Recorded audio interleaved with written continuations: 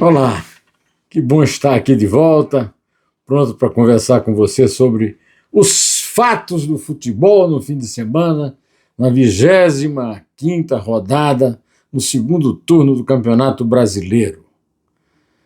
O jogo mais importante da rodada foi realizado na noite de domingo, 8h30 de domingo, no estádio do Corinthians, no Itaquerão, na Arena do Corinthians. O Flamengo ganhou de 2-1. Mas o grande destaque do jogo, acho que foi decisivo para o jogo, foi a cavadinha mal sucedida de Yuri Alberto. Foi lamentável. A cavadinha devia ser extirpada, proibida no futebol. Porque se o camarada perde a cavadinha, ele entra num verdadeiro purgatório por parte da sua torcida, dos seus colegas, o que não foi o caso ontem, eu digo do domingo, do Yuri Alberto. Yuri Alberto estava 4 jogos sem marcar, depois de uma longa passagem no pronto-socorro, para tratar de uma contusão, e resolveu fazer uma cavadinha no goleiro argentino do Flamengo, Rossi. Rossi está há alguns dias, desde a última disputa da Libertadores com o Independiente da Argentina, que ele defendeu 2 pênaltis, ele está como grande pegador de pênalti, e o Yuri Alberto, que é um grande jogador, um goleador de primeira, resolveu testar a sua cavadinha para se realizar em cima do Yuri Alberto. Foi um fracasso total. Vendo e revendo a sua ida para a bola, vê-se claramente que ele mudou, decidiu a cavadinha na última hora. Quando ele decidiu, o Rossi já contrariando um pouco o seu costume, que é só escolher o lado depois que o batedor bateu o pênalti, mas o Rossi estava sentado e segurou a bola tranquilamente com os 2 braços, como eu nunca vi acontecer com uma batida de pênalti. Ao contrário do que acontece normalmente, e eu vou contar um fato histórico aqui do futebol, que é importante, sobre um caso parecido. A torcida o perdoou imediatamente, ele ainda teve o luxo de perder mais 3 gols em bola corrida, e a torcida ainda continuou apoiando, mantendo uma tradição da torcida corintiana, que é a de não xingar nem vaiar o time, nem jogador nenhum, enquanto a bola estiver rolando, antes do juiz dar o apito final. O resultado, meus amigos, é que o Flamengo virou o jogo. Aliás, virou não, primeiro o Flamengo virou o jogo, mas eu lembro o caso clássico, do Alexandre Pato, que perdeu uma cavadinha para o Dida, que era talvez foi o maior pegador de pênalti que eu conheci. Dida jogava no Grêmio, Pato era uma revelação do Corinthians. Decisão da Copa do Brasil em Porto Alegre contra o Grêmio.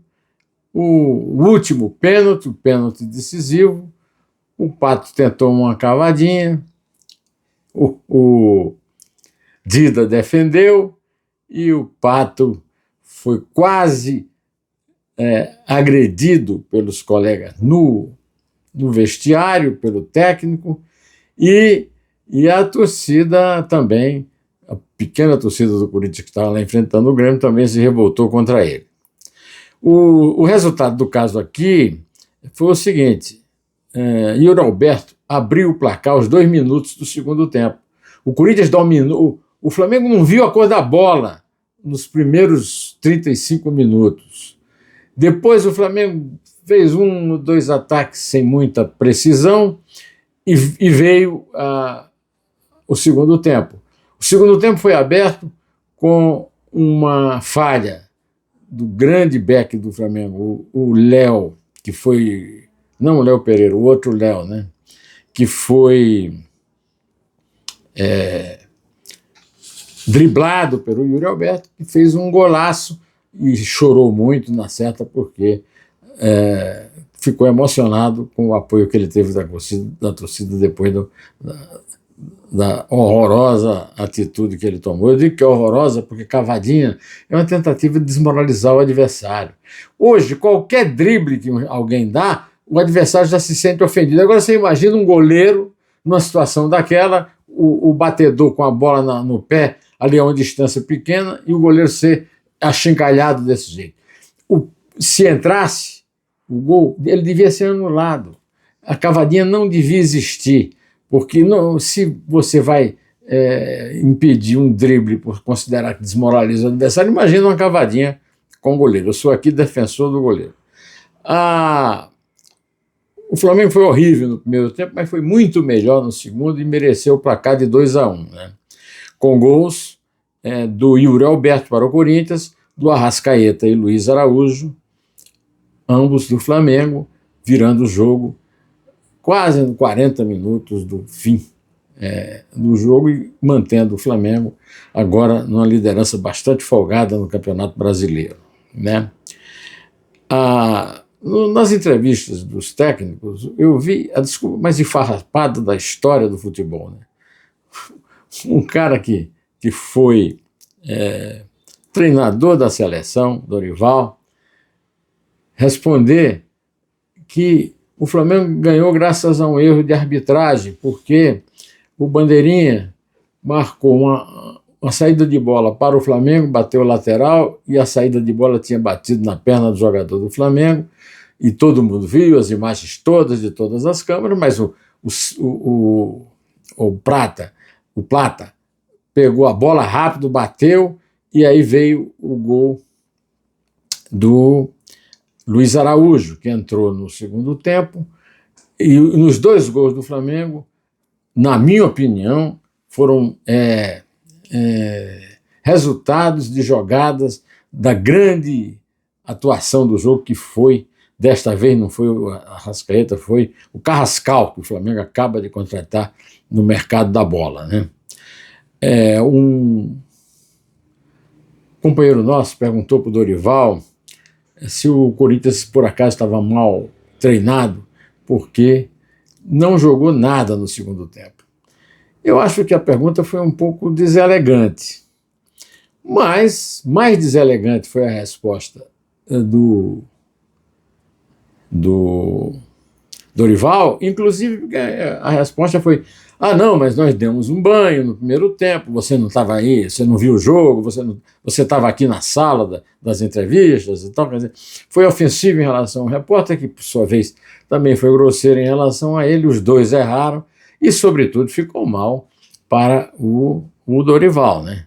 Afinal de contas, o Corinthians simplesmente jogou assertivo demais no primeiro tempo, cansou, e nem com as substituições, principalmente com as contribuições, é que resolveram o jogo, as trocas, né? As substituições é que resolveram o jogo. As do Flamengo foram excelentes, as do Dorival foram péssimas. O pior jogador em campo, né, se tiver que ser uma baranga, vai ser, como diz o Gerson, vai ser, é claro, a cavadinha do Yuri Alberto. Mas um bom candidato do Corinthians para o pior do jogo pode ser toda a torcida, que se tivesse um juiz em campo, tinha dado amarelada para todo mundo. Por que ele amarelou o Yuri Alberto? Porque ele subiu para a torcida, se o time inteiro do Corinthians subiu com ele lá oferecendo problema de segurança no meio da torcida, né? Isso tem que ser resolvido no futebol brasileiro, né? Na verdade, o Flamengo chegou, apesar do cansaço do jogo anterior, pronto o Flamengo veio, inclusive, direto de Buenos Aires para São Paulo para jogar contra o Corinthians. E o Flamengo não morreu em campo, ao contrário, o Corinthians é que morreu no segundo tempo e o jogo foi virado. Bom, o Flamengo está com 12 jogos a disputar, né? E está por pontos ganhos à frente do Cruzeiro de Belo Horizonte e do Palmeiras. O Palmeiras tem 2 jogos a cumprir, o Flamengo tem 1, o Cruzeiro já cumpriu todos. Aí já começa naqueles programas de internet, porque o Flamengo está com um jogo de futebol de campeão, porque quando o outro joga mais e o Flamengo joga pior e ganha, é porque é campeão. Olha, isso aí me lembra aquela história do cheirinho, viu? O cheirinho não é uma boa lembrança. Querem parar com essa tentativa de secar o Flamengo elogiando? Ou antes, pelo amor de Deus, né? Bom, o jogo mais decisivo foi esse que eu comentei, mas eu acho que o melhor jogo que eu vi no domingo foi a vitória do Bahia sobre o Palmeiras, com um golaço do Ademir, que entrou já no fim do jogo e que fez um gol com um chute. Ele é canhoto e ele chutou com a direita, e um chute maravilhoso que venceu a zaga e o goleiro do Palmeiras, que é um excelente goleiro, o Everson. Pois bem, isso produziu uma outra grande fala, grande briga no noticiário esportivo de domingo e segunda-feira, que foi o seguinte: Abel reclamou que é difícil para um time do Palmeiras, que é um time muita classe e tal, jogar em gramados ruins como o gramado de Salvador, da Arena lá da Bahia, que realmente você vê pela imagem, o gramado é péssimo. A resposta do Rogério Ceni é que contaram para ele o que o Abel falou, e ele respondeu dizendo que, na verdade, quem sofreu mais com o gramado ruim lá na Bahia não foi o time do Abel, foi o dele, que toca a bola. E do Abel só tem uma jogada, que é uma jogada vinda do goleiro, o Everson, para o Flaco Lopes e desse para o Vitor Roque. E aí, gol.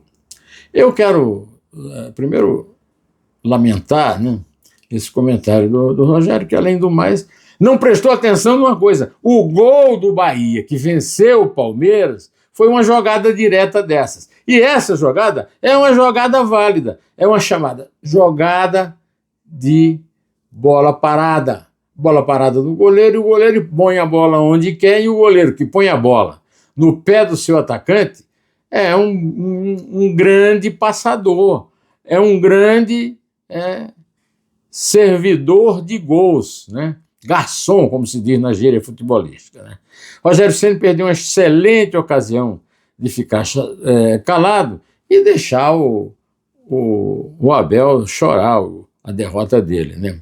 Bom, esse jogo beneficia o Flamengo porque ele mantém o Palmeiras. O Palmeiras tem 2 jogos a menos do que o resto do campeonato, né? O Flamengo tem 1 jogo a menos. O Flamengo tem mais pontos ganhos do que o Palmeiras. Já tem um bando de anti-Flamengo querendo que a CBF mude a contagem de pontos para ponto perdido. Isso já se usou. Campo perdido, ponto perdido já se usou. E é contra a lógica. O ponto ganho é um ponto que foi ganho. O ponto perdido não foi perdido ainda enquanto o jogo não for jogado. Pelo amor de Deus, né? Bom, de qualquer maneira, o Cruzeiro está com todos os jogos, todos os 26 jogos, 25 jogos já jogados, e numa distância de 4 pontos do Flamengo. O Flamengo falta jogar contra o Sport, e o Palmeiras tem mais 2 jogos a fazer. E o Palmeiras está com 23 pontos e pode chegar a com 23 jogos, e pode chegar a 1 ponto do Flamengo, que continuará líder por pontos perdidos, por ponto ganho, por pontos empatados, pelo que quiser. Tá? Eu queria só, antes de terminar aqui, fazer uma observação para vocês, como é ruim a arbitragem do Campeonato Brasileiro. Eu vi um jogo do Atlético Mineiro contra o Mirassol. O Mirassol é a grande revelação, é o quarto lugar, é um time que está lutando por um lugar para a Libertadores, e foi vítima Rafael Claus, um juiz horrível. A arbitragem dele foi péssima lá na Arena MRV, né?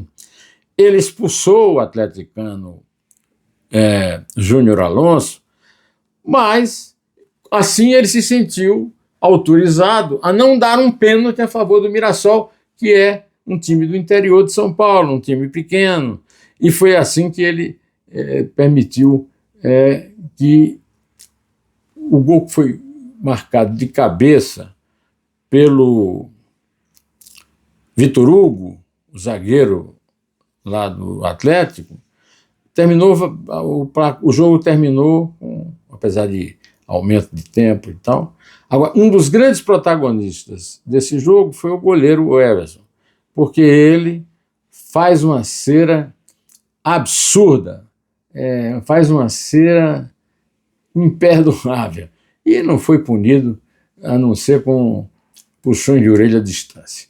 Mas eu vou ficando por aqui, direto ao assunto, e pedindo a você que, se você gostou desse comentário, dá um like. Se não for inscrito no canal José Neumann de Pinto do YouTube, se inscreva e dê o like, tá bom? De qualquer maneira, comente o comentário. Muito obrigado e em pé!